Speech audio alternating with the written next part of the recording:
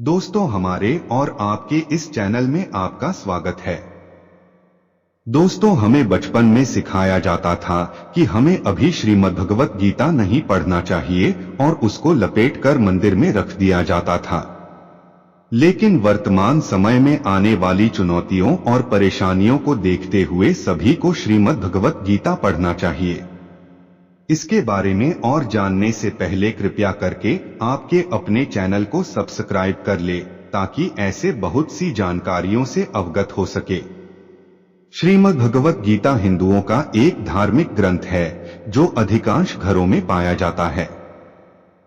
इसे पूजा के स्थान पर रखा जाता है और प्रतिदिन पूजा की जाती है। आज के समय में दुनिया में बहुत कम ऐसे ग्रंथ हैं जो अधिक पढ़े जाते हैं और श्रीमद्भगवत गीता उन्हीं ग्रंथों में से एक है। इसमें मानव जीवन के हर प्रश्न का उत्तर दिया गया है। यह ज्ञान के सागर का भंडार है। श्रीमद्भगवत गीता को घर लाकर आप इसे रोजाना पढ़ सकते हैं, क्योंकि इसका चित्रण इतना आकर्षक है कि आपको इसे रोज खोलने का मन करेगा। इसे केवल एक किताब नहीं कहा जा सकता। इसमें महापुरुषों द्वारा सिखाई गई चीजें हैं जिनसे हम जीने की कला सीख सकते हैं। आज के समय में बहुत कम लोगों को इस पुस्तक का ज्ञान है और अधिकांश लोग धर्म और सत्य के मार्ग पर चलना भूल गए हैं। ऐसे में इस किताब को पढ़ने से हमें सही मार्गदर्शन मिलता है। यह सभी वेदों का सार माना जाता है, जो मानव जाति को फल की लालसा के बिना कार्य करने का संदेश देती है। श्रीमद्भगवत गीता 7000 वर्ष पूर्व श्री कृष्ण ने अर्जुन को सुनाई थी। महाभारत के युद्ध में जब कुंती पुत्र अर्जुन अपने कर्तव्य से विचलित हो गए थे, उस समय भगवान श्री कृष्ण ने इस श्रीमद्भगवत गीता का दिव्य ज्ञान अर्जुन को दिया था। अर्जुन के व्याकुल होने का कारण युद्ध के प्रतिद्वंदी जो थे उसके ही परिवार के सदस्य थे।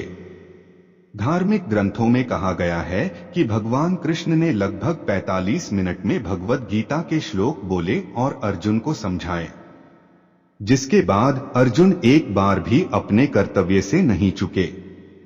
इस महान ग्रंथ की रचना महर्षि वेद व्यास ने की थी। कहा जाता है कि अर्जुन से पहले सूर्य देव को गीता का ज्ञान मिला था। रविवार को विष्णु अवतार श्री कृष्ण द्वारा सूर्य देव को श्रीमद्भगवत गीता का पाठ दिया गया और उस दिन एकादशी थी। इसलिए हिंदू धर्म में एकादशी का बहुत महत्व है।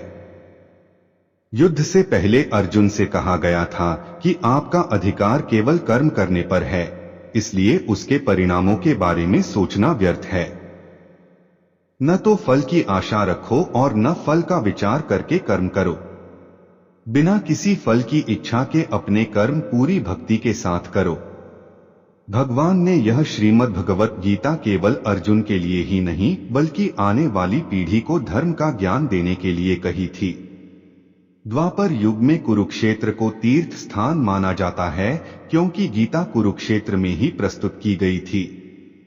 त्रेता युग में पुष्कर को तीर्थ स्थान कहा गया है और कलयुग में गंगा को तीर्थ स्थान माना गया है। आज के समय में दैनिक नियम बनाना और उनका पालन करना बहुत कठिन हो गया है।